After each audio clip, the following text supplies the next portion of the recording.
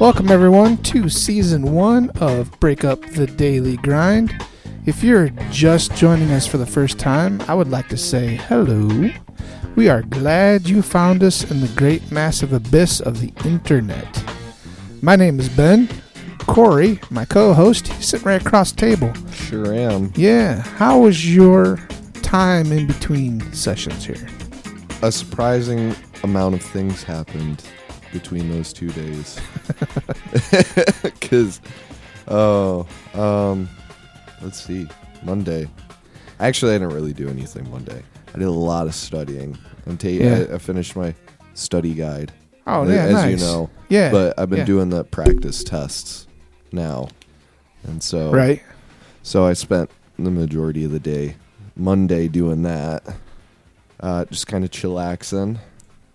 You had a concert. And then I went to a concert, which was amazing. Right. It was so good. Oh, my goodness. Finally got to see my favorite musician live for the first time. And I swear it will not be the last time. It better not be the last time. I went and saw Buckethead live. So Right. good. So Right. good. Probably the best guitarist I've ever seen.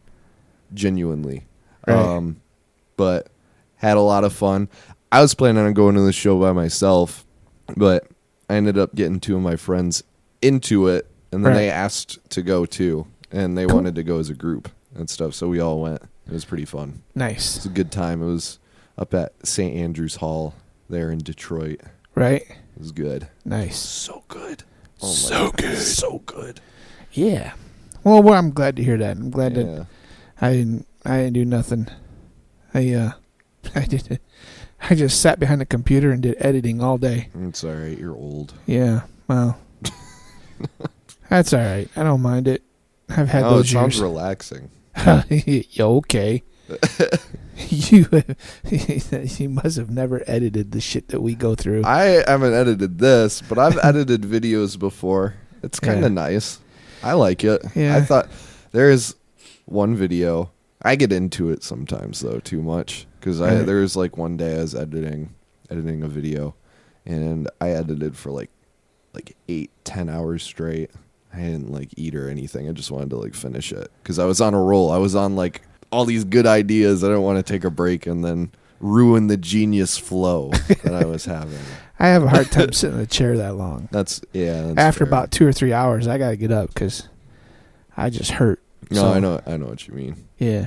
But so before we get started with today's topic, we all would like to let you know that this episode today has been brought to you by DTE Energy.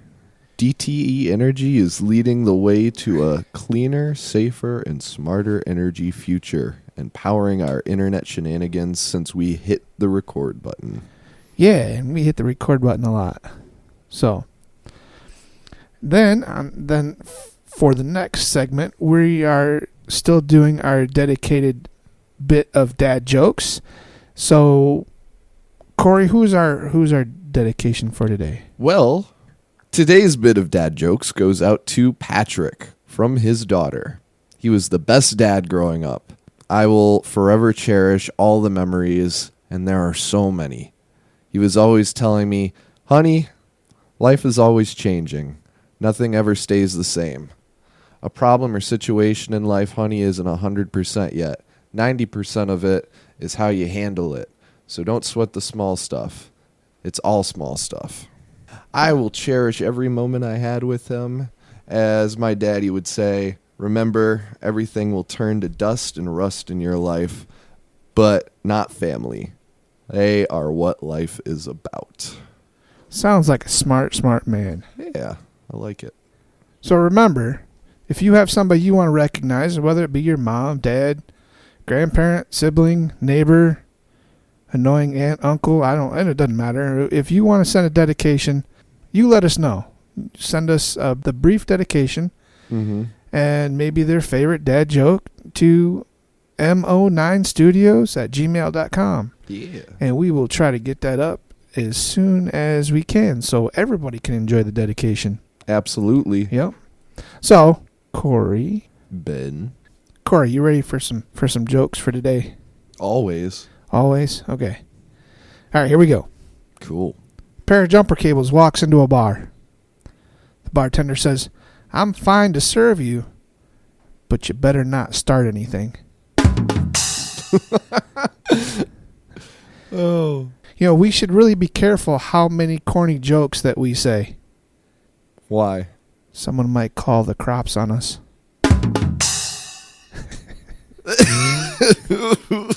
At least these ones make sense. Oh my goodness. Why should you always carry peanut butter in your car? Why? Just in case there's a traffic jam. Hey, actually, I might start carrying peanut butter in my car.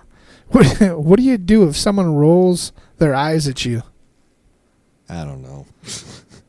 Roll them back. I was gonna say that. I really was. I'm like, there's no way that the answer could be that stupid. No. Really? Come on.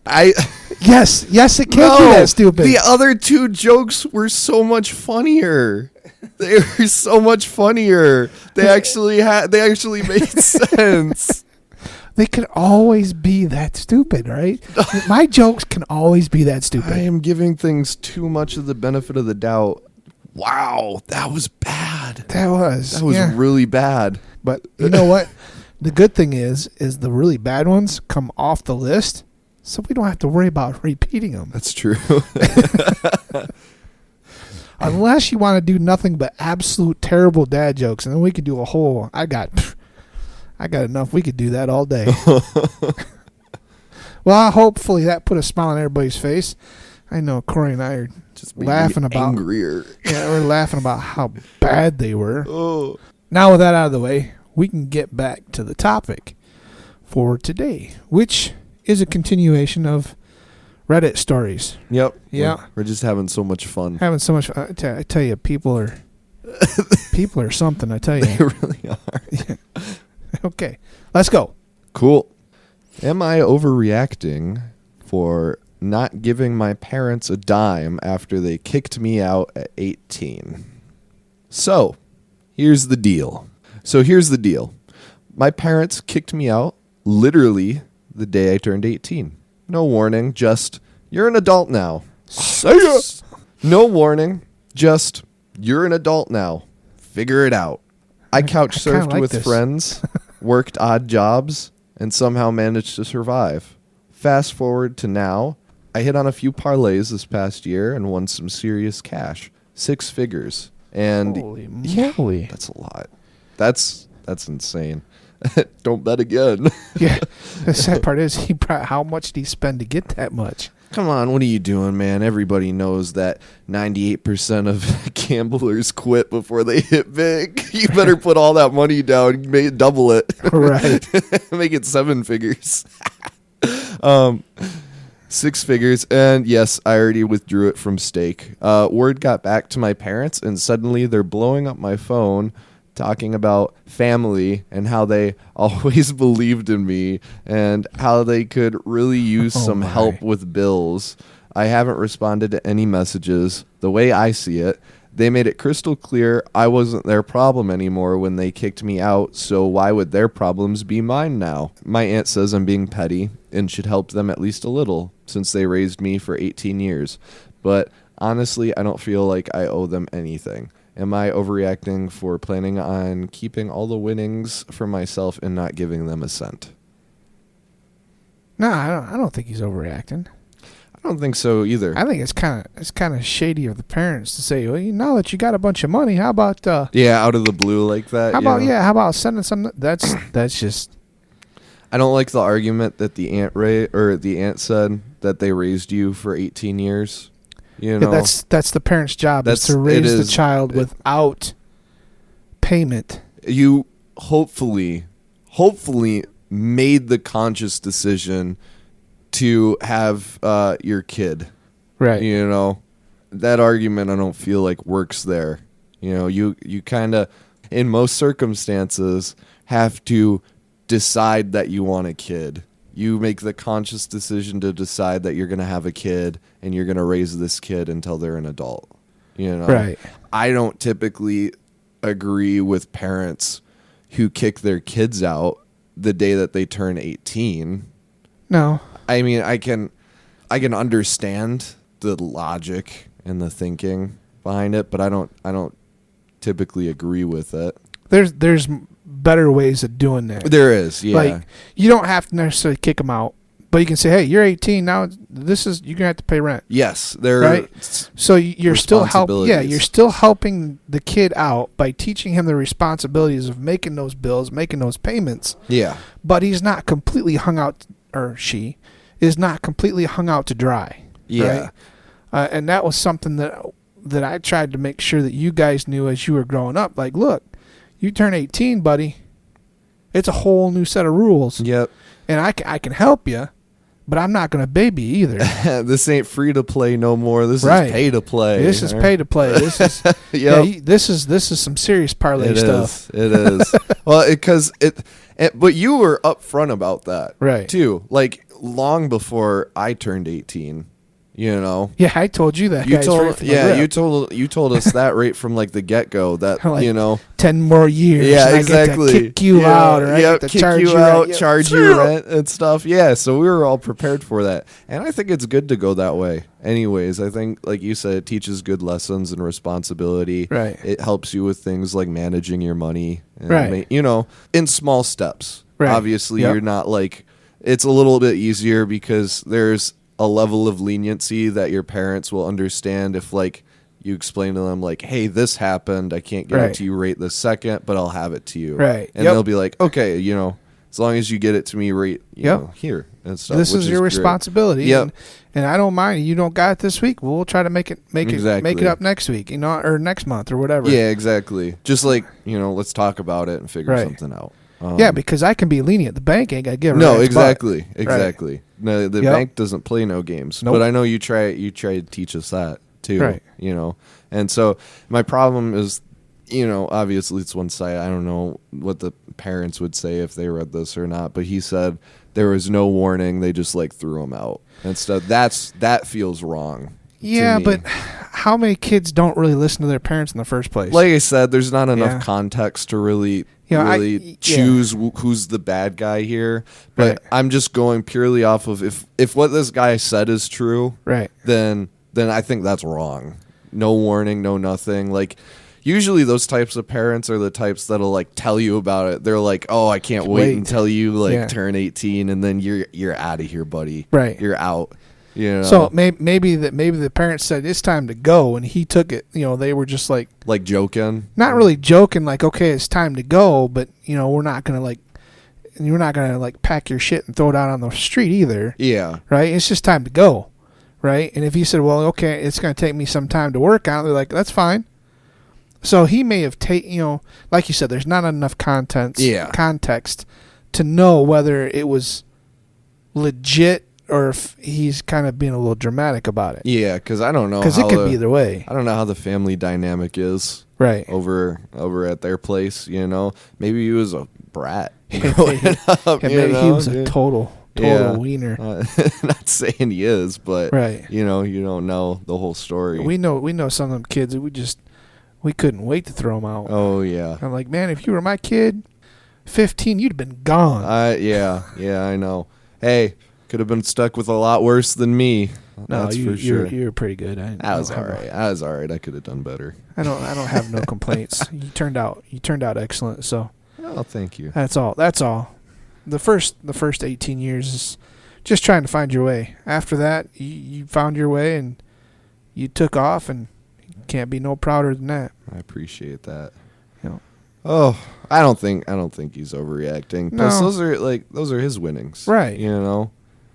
Yeah, you think the parents would have been coming to his aid if he went in the opposite direction? Yeah, if the parents had a hit 6-figure parlay, I don't think they'd have been like, you know what, here, go buy yourself something nice. Yeah, They'd been exactly. Like, nope, this is my our winnings. this is our money. What do you? Yeah, you still owe us from the first 18 years. Yeah, exactly. So, that's his money. You Yeah. know, the top comment is, having children isn't transactional. Your aunt is a moron. Actually, she should have played that differently. She said, like, you're my favorite nephew, right? Yeah. I'm totally on your side about this whole thing. Maybe I ought to take me out to lunch or something, and we can go shopping, and we can talk about it. Yeah. Clever. This one says, tell them they're over 18, so they're adults and should figure it out themselves. Oh my goodness. Good old bowl of return soup right there. Oh my gosh. But unfortunately, there's a lot of people that are like that. And there are a lot of people that are like that. I don't necessarily care for it, but I don't know. No, I'd say it's pretty clear. Definitely not. You're not. Yeah. Yeah, you know what you can do with that? Tell your folks that you donated to this new podcast station. Break up the daily grind, and you're going to help them out, and you don't have any more winnings, and we can vouch for it. Invest in a terrible retirement home to send them to. There you go. Say, yeah, I am giving you some to help with those bills. I'm putting a down payment on a retirement home. Oh my gosh, that's horrible. That is awful. Horrible. I can't believe we actually said that. Jeez. Don't you dare get any ideas, mister. You're getting to the age you won't be able to do much. Yeah, at that point, retirement home probably better off than where I'll end up being. That's for sure. Give you plenty of time to edit. Okay, so this one here is it's from a Reddit, but it's more along the lines of confessions. Yeah. So let's see how this one works out. There's some crazy. I think I know which one you're talking about. Which subreddit? There's some crazy stuff on that one. This here's not too crazy. Actually, it kind of falls in line. Maybe this is the aunt and uncle. I don't know. It says, "I got the last laugh today against my brother and his wife." Okay, it goes on to say, during the 2009 housing crash, I purchased a 4-bedroom home for $350,000 in Newport Beach. I'm thinking that's Florida or California. I can't remember.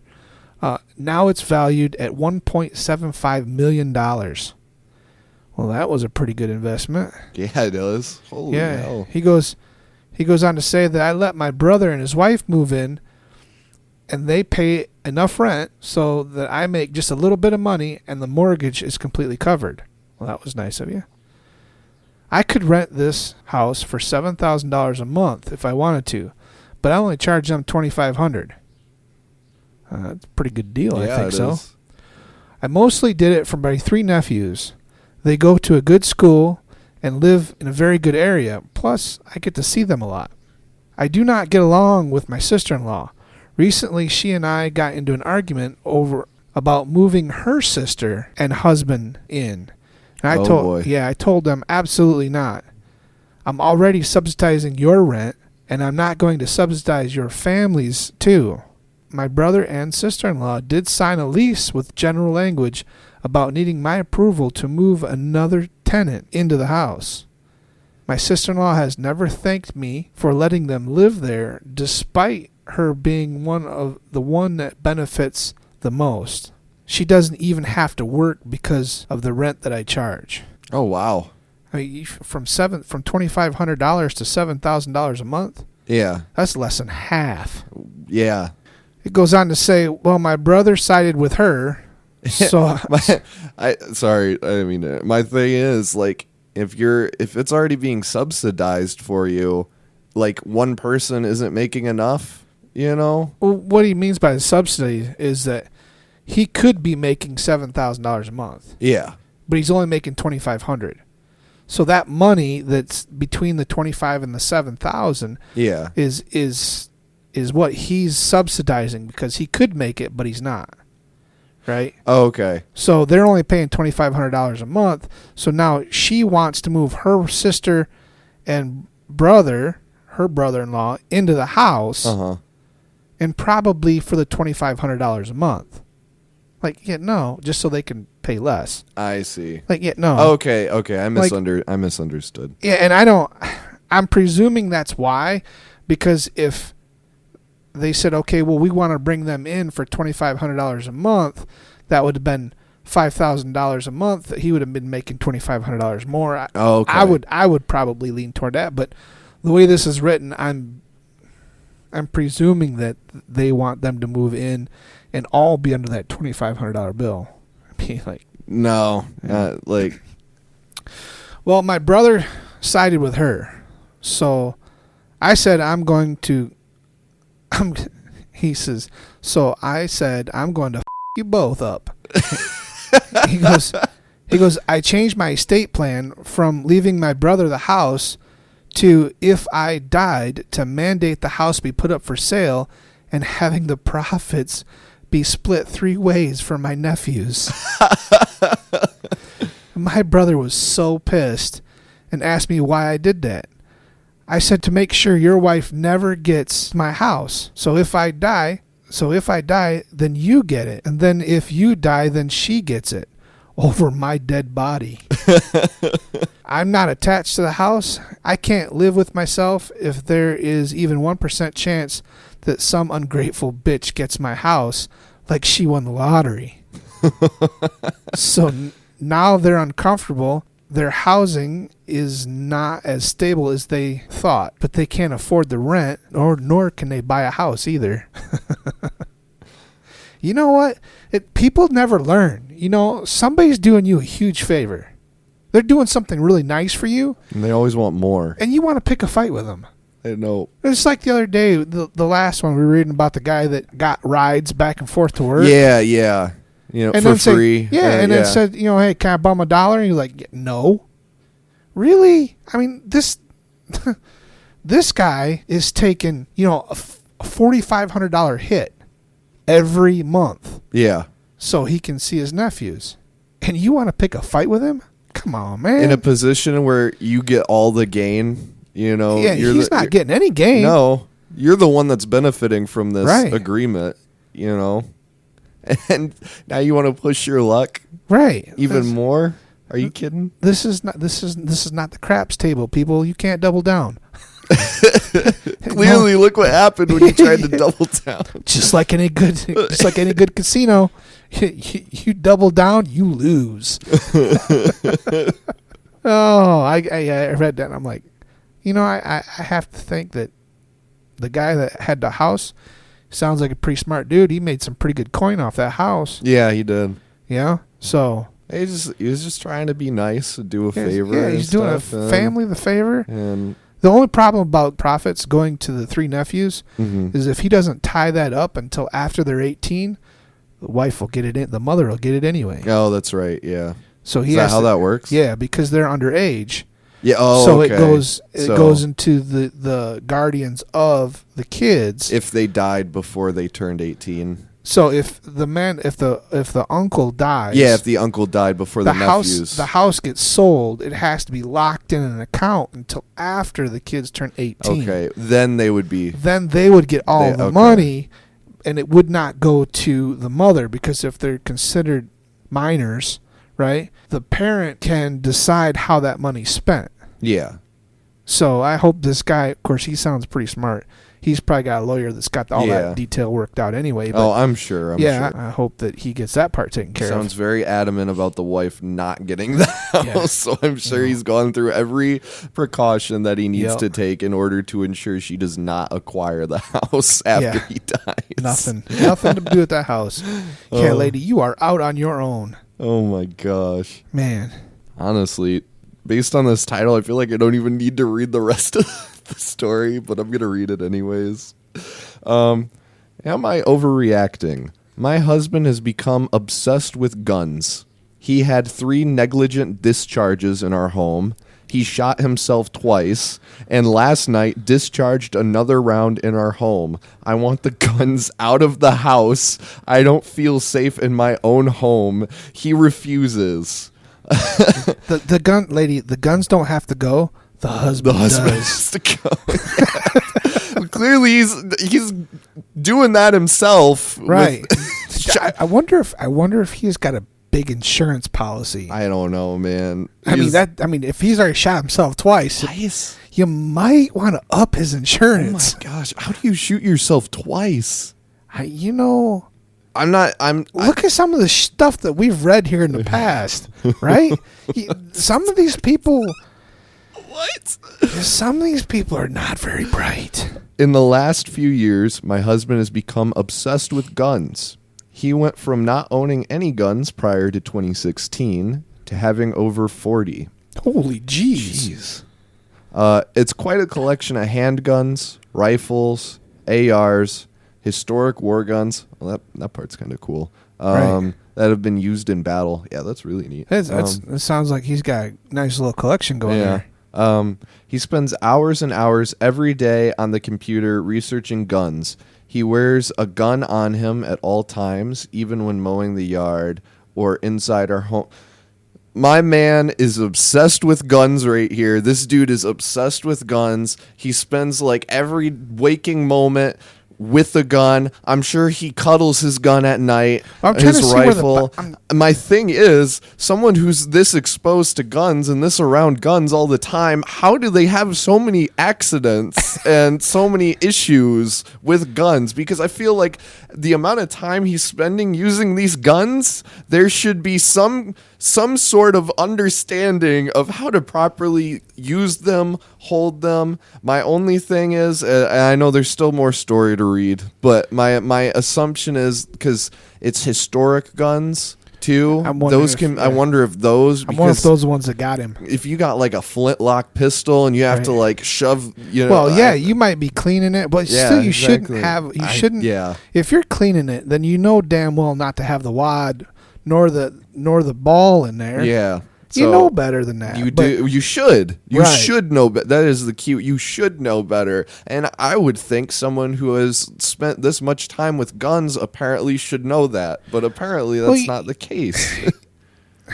I'm not total. I'm not like this kind of level of gun guy, but I know depending on what kind, if he shoots a lot, right? Yeah.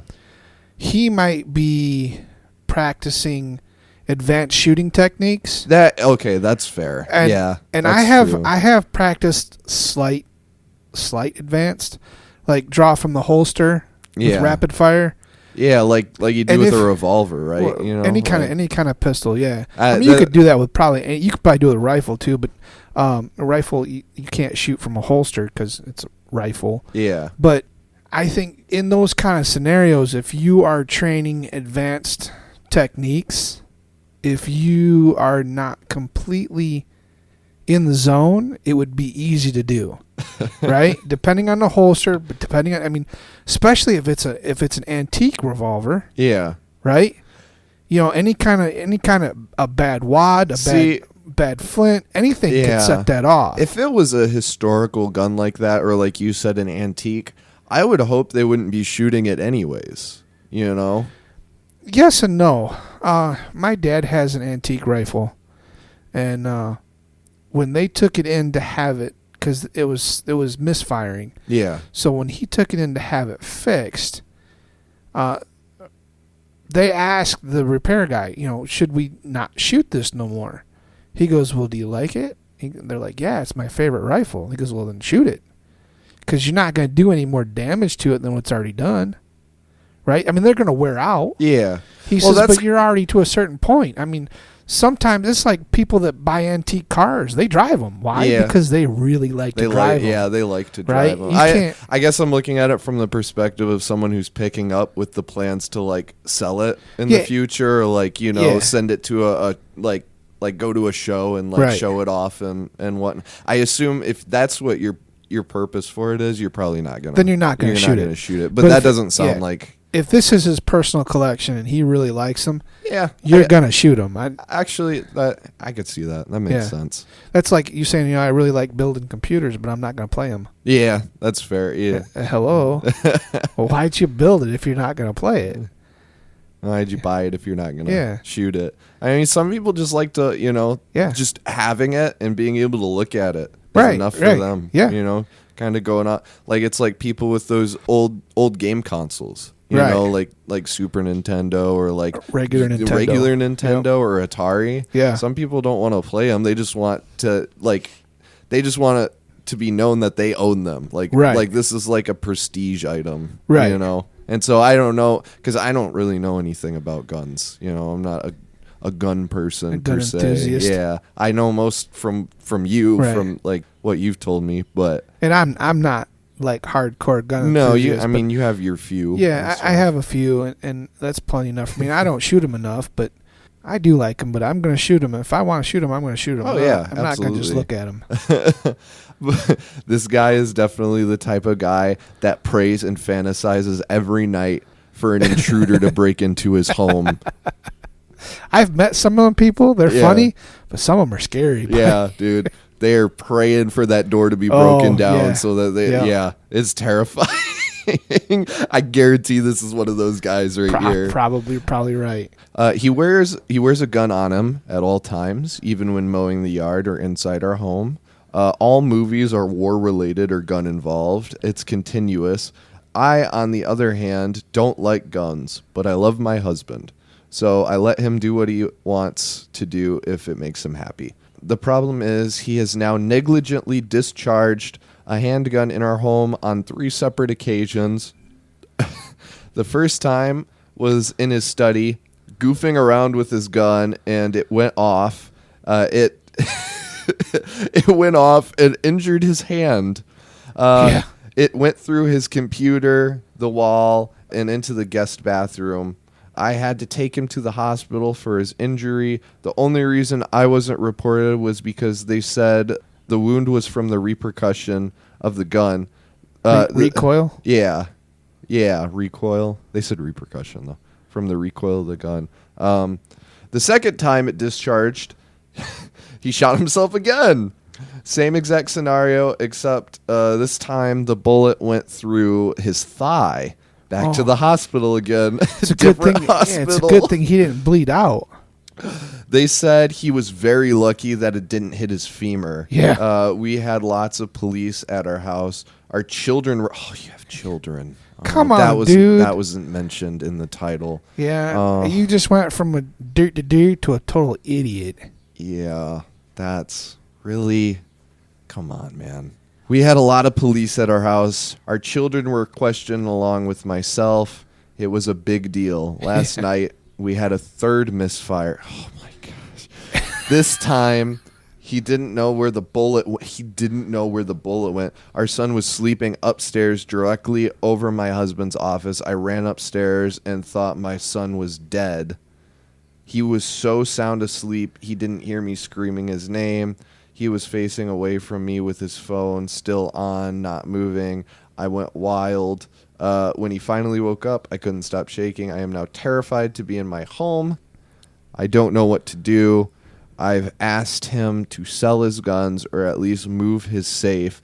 Wow, that he should be lucky that's all you're asking to do. Yeah, Jeez. it'd be time Wow. for the guns to be relocated. Guns. For you to be relocated.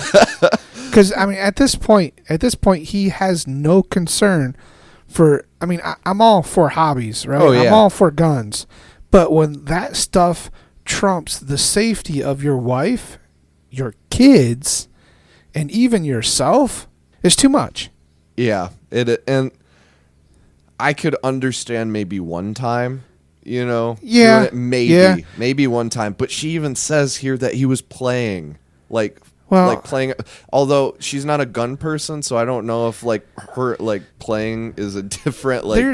There is a fine line between playing and practicing, right? Yeah. There's quite a few times that I know I haven't done it in a long time, but there's quite a few times that I would double check. I would clear my weapon, and I would double check that it was cleared, right? Yeah. So I would clear the chamber, clear the magazine. You know, I wouldn't even have a magazine in it, or if I did, I made sure the magazine was empty. I would put my holster on, and I would practice drawing. Yeah. Right?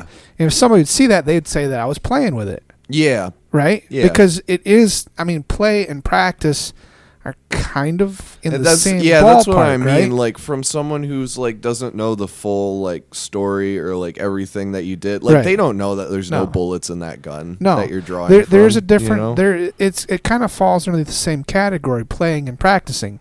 I do it. I've done it. So, and that's how you practice. But come on, dude. You always double and triple check that your stuff is clear. I mean, that's gun safety 101. If you can't handle that, then you don't deserve to have the guns.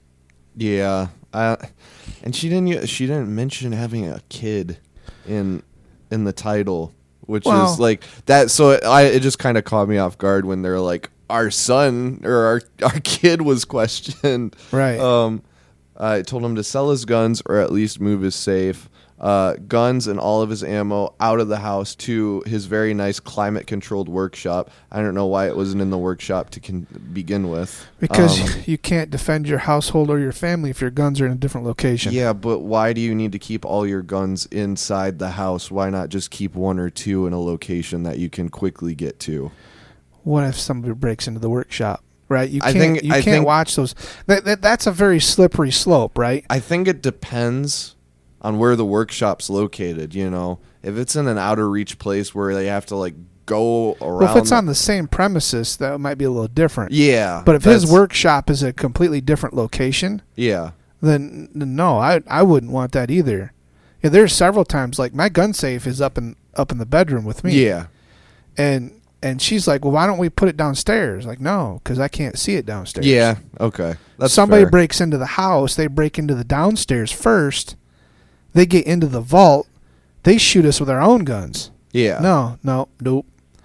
I want them right up here where I can see them. They have to get through me to get to those guns. Mm-hmm. It's a safety issue for me and my entire family, right?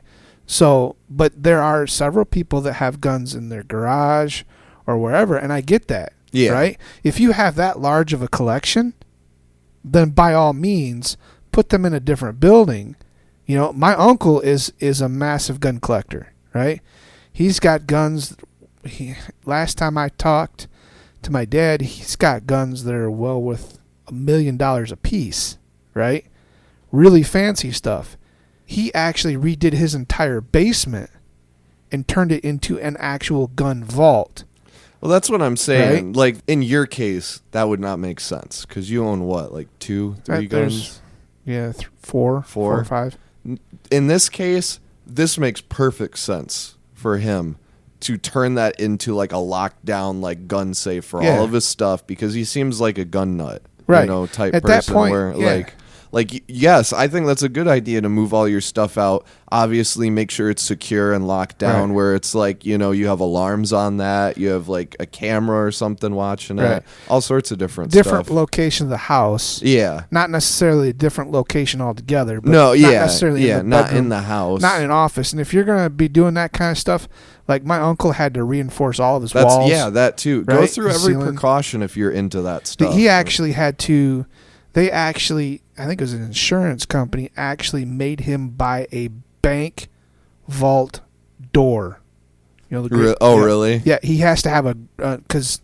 I mean, that makes sense. Got is highly expensive, but he had to redo the entire basement. Yeah, cost him a whole bunch of money to redo everything. The walls are like reinforced concrete, and there was all kinds of stuff. But that's a secure location. And if anything ever happens for some reason, like a misfire, then you know it's not going to go through the ceiling or the wall or anything. It's going to like stop there. Yep. You know, and then you don't have that problem anymore. And if it's really that big of a hobby to you, you'll put the money in for it. You know, clearly he has money if he's able to buy 40 guns. You know, if we're getting into historical war guns and stuff like that. Some of them are quite expensive. Yeah. Depending on what they are, they might be just your run-of-the-mill regular antique guns. Yeah. They're going to cost more, but they're not going to be like... Oh, yeah. My uncle's got one. There's only like 4 left in the world or some stuff like that. When I hear like historical war guns or like, that's what I'm thinking of. But I don't, you know, I guess... it could be like an M1 Grand or something. Or, you know, a recreation of like, you know, this is brand new, but this is how it was, you know, made. Well, that wouldn't be considered an antique weapon, but I get what you're saying. Yeah. I mean, he's going to have a few dollars, keep putting that kind of money into stuff. Yeah, why not just have a secure location so you can keep that stuff, especially if you're going to play with it. Oh, yeah. Clean it. Even if you're modifying it, all that stuff. Of course, anybody with any common sense knows not to play with a loaded gun. No, yeah, what? I still like the first time, maybe I'm still not fully on board with even a first time. You've had your stuff. You've messed around with your stuff. You've never discharged Never or had a misfire. misfired. Yeah, Never. ever. You know, and I Nope. feel like that's basic instruction. You That's know, and basic gun safety 101. basic safety. Right? Yeah, You never play with something loaded. yeah. And if you don't know if it's loaded or not, then you automatically assume that it is. I think for the wife, I Yeah, think it's this, an if the ultimatum first time. if the first one wasn't a wake up call, the second one should have been. Right. You know, I'm and not- then the yeah. third one, with how terrified that bullet having hit her son. No, I'd get out of there. Right. I would get out of there. I hate ultimatums. Mhm. I hate them with a passion. This is ultimatum time. It's Yeah. either us or the guns. Yeah, and I think she's still being so lenient. You know, like she's not even she's asking him to sell his guns or at least move them Right. to like In like a secure location. Yeah, if this was, I feel like if this was a lot of other people, they would have been like, nope, you're getting rid of them or we're done. Yeah. You know, and You can either sign the sale paper or the divorce paper. yeah, exactly. Yep. And so I do not think she's overreacting. I think Hell no. I think she's underreacting, to be honest with you, Yeah. with this type of thing. And she posted an update. Oh, okay. And she said, I appreciate all of the comments. I needed to hear this. I'm kind of curious. Wow, that's a long comment. Someone said, I've spent 20 years professionally handling firearms and never once had a discharge. Your husband is a loser, a lunatic, and a careless human being undeserving of the title of father. How dare someone put their own kids in danger due to their own negligence? yeah. This other one is just, my father had been around guns for like 45 years, never once discharged. He never put his children in harm. Or 99.9% of gun owners have owned a gun their entire life and never once discharged like that. Yep. And he's saying for your safety and your children's, you need to like do an ultimatum right now or just leave at this Right. point. And so she said, I needed to hear this. Everyone is 100% correct.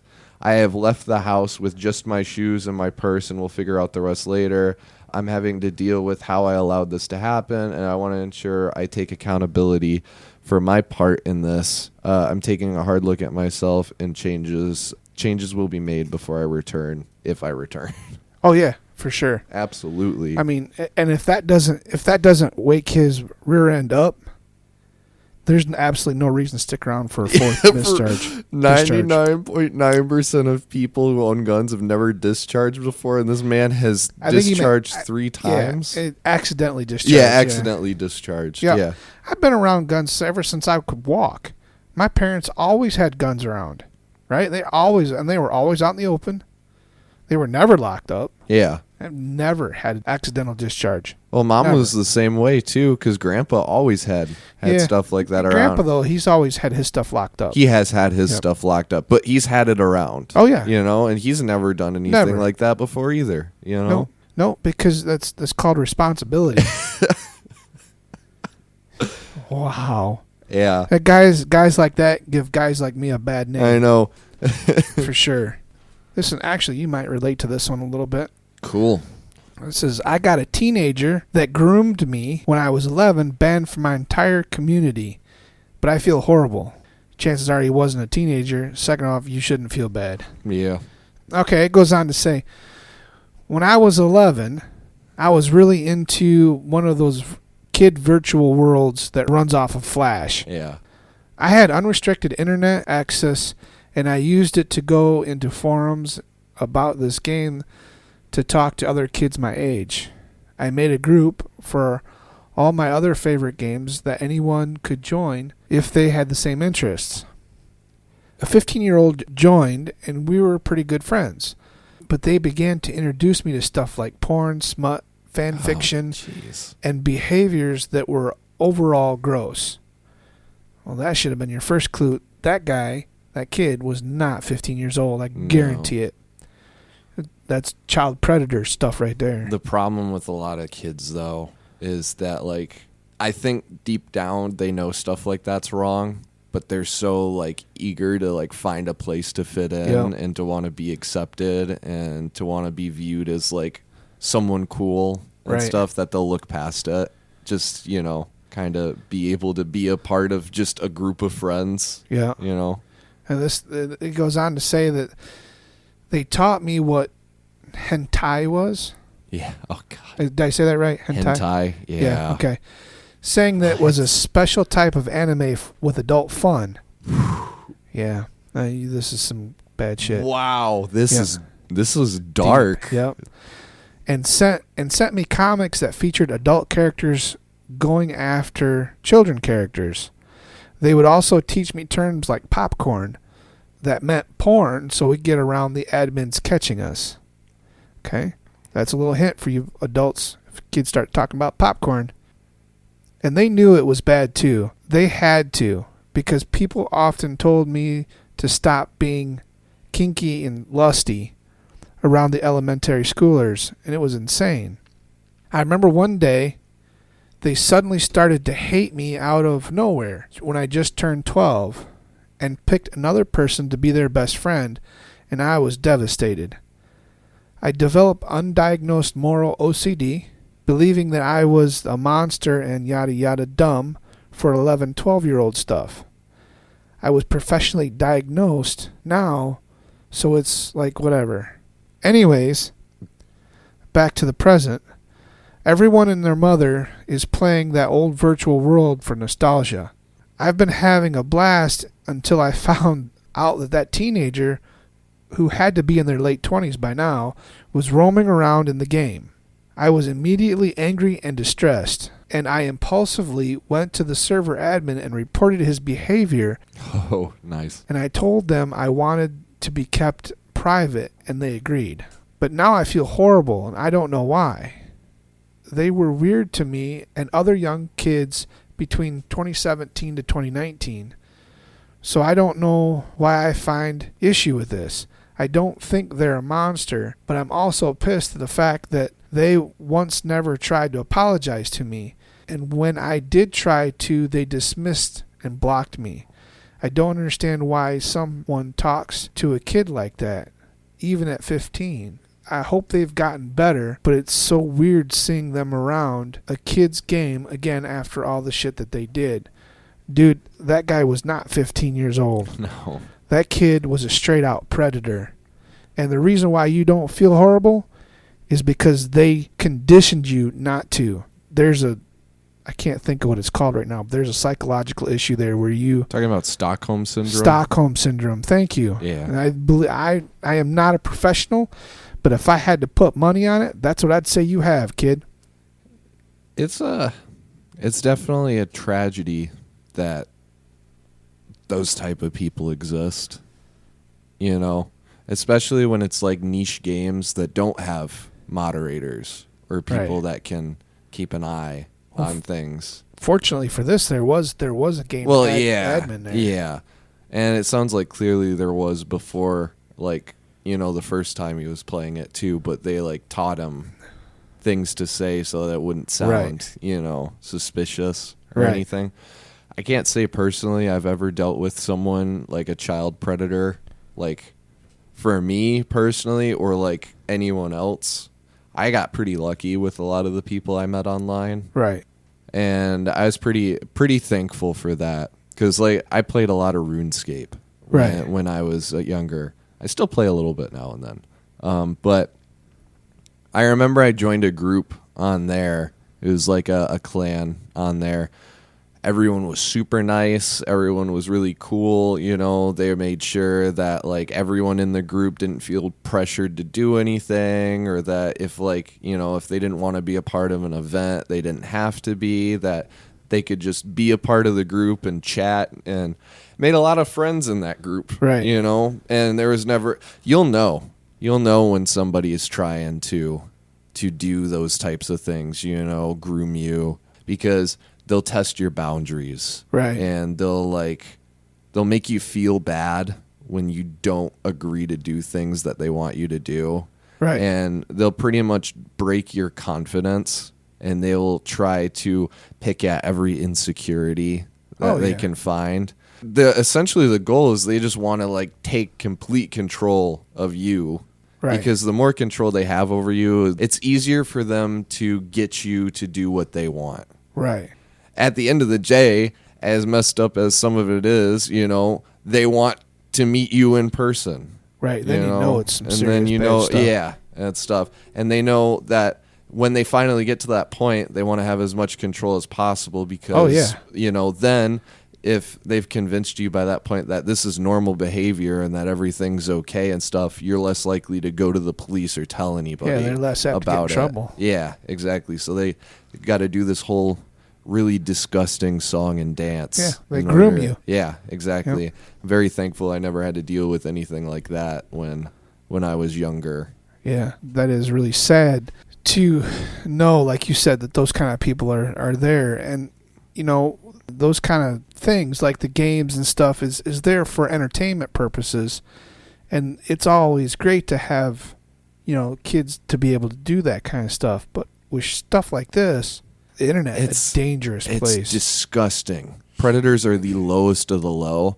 And the reason that they choose these types of environments is because they know that and they know, let's be honest, a lot of people, and this is coming from me because I know from firsthand experience because I was one, probably still am sometimes, a lot of people who enjoy gaming are pretty socially awkward. They don't have a lot of confidence. They can be pretty insecure. I know I was when I was a lot younger. Right. Now. And so it's a lot easier to manipulate those types of people and to pick at those type of people. And with the internet now and having access to it on our phones and everything, it's super easy to find those types of people and to interact with those types of people. Because there's a lot of people that are just really lonely and they'll take any ounce of social interaction or camaraderie or companionship that they can get. Even if that means talking to this 40-year-old man who's telling you how special 15. you are. Yeah. Oh, it's disgusting. It's really gross. Those people are the lowest form of human beings. All I'm saying is when other prisoners who have committed murder and other terrible crimes look at you like you're a subhuman, you've done something really bad. Yeah, that's why they keep all those predators separate from the other ones. Yeah, exactly. Here's one. Am I overreacting to block this guy? This is messages he sent her after one date. I want to understand all of you, your worst and your best. And I think he sent something earlier, and he's like, oh, wow, okay. By the way, I was going to ask you tonight to be my girlfriend, to be honest, as one of the questions. And then, so my first thing is, I feel like asking someone to be your girlfriend after one date. I don't know. What do you think about that? Is that too soon? Do you think there's a time frame? There's more. We'll get into the rest in a second. Well, but that's a complicated question. I think it's circumstantial. With a super complicated answer. Yeah. Yeah. We don't have time for that kind of conversation. But and it probably not after the first date. Yeah, well, it's about to get worse here in a second. So is this going to be probably another stalker predator type deal? I don't know. It could turn into that. It's just one text. She said, "Ha ha ha," and then he said, "I love you and everything about you. I want you to be my baby mama and spend the rest of my life with you." Coming on a little strong, just a little bit. Oh, and then she said, "Ha ha ha! How can you know all this after one date? That is crazy." Ha ha. He said, "Ha ha! I feel it. I'm really physically attracted to you. We talk to each other so well, and I'm everything you could ask for in a man." Oh, jeez. That is crazy to me. Right? So is there more to it? No, that's it. She's just saying essentially he's just love bombing her, apparently, with just sounds like he's kind of stalkerish. Yeah, the top comment is, this is classic love bombing, and it's a giant red flag for abuse. Block and don't look back. When they send out these extreme emotions right away, well, there's two possibilities. One, he's dangerous. Yeah. 2, he's just not understanding of what he's going through. No, some people that loneliness just gets to them. Oh, yeah. And like they can't contain it, and they'll just let this type of stuff out latch because on they're some like, they'll fears. latch on Yep. and be like, because they're like, oh, if I lose this connection, I will never find another one like Yeah. that. And so they'll like latch on really quick and hold tight and everything because they're like very scared they're gonna like lose this connection. You're and going not to lose a find another- connection you don't even have yet, You don't man. even exactly. Come on, exactly. dude. One date. It could have been the best date in the world, but I don't think you're not going to know that from one. No. You're gonna need you Yeah. need more time. Yeah. I think that the At typical least 2 dates. Come on now. the typical the typical time frame. I feel like deciding to be in a relationship with somebody is like 2 months or something. I feel like when you've been dating for about 2 months. It depends on the people, depends on the circumstance, it depends on the clique. Yeah. But yeah, you're going to want to be in each other's business for a long time. Yeah. And when I say a long time, I'm saying probably at least a month or 2. Yeah. Amy and I, before we ever went on our first date, we talked for almost a month Yeah. on the phone, almost every day. Yeah. Right? So that's 30 days of straight out conversation, day in and day out, right? Multiple hours a day before we ever went on our first date. I think we went on a few after that before it became serious, but yeah. It takes time Yeah. to do that stuff, Yeah. It's not going to be right away. Nope, for sure. No, For sure. but yeah. I mean, if that's uncomfortable to you, receiving those types of messages, and that's not for you. And Duck and it's, run. It's not for a lot of people. It's No. not.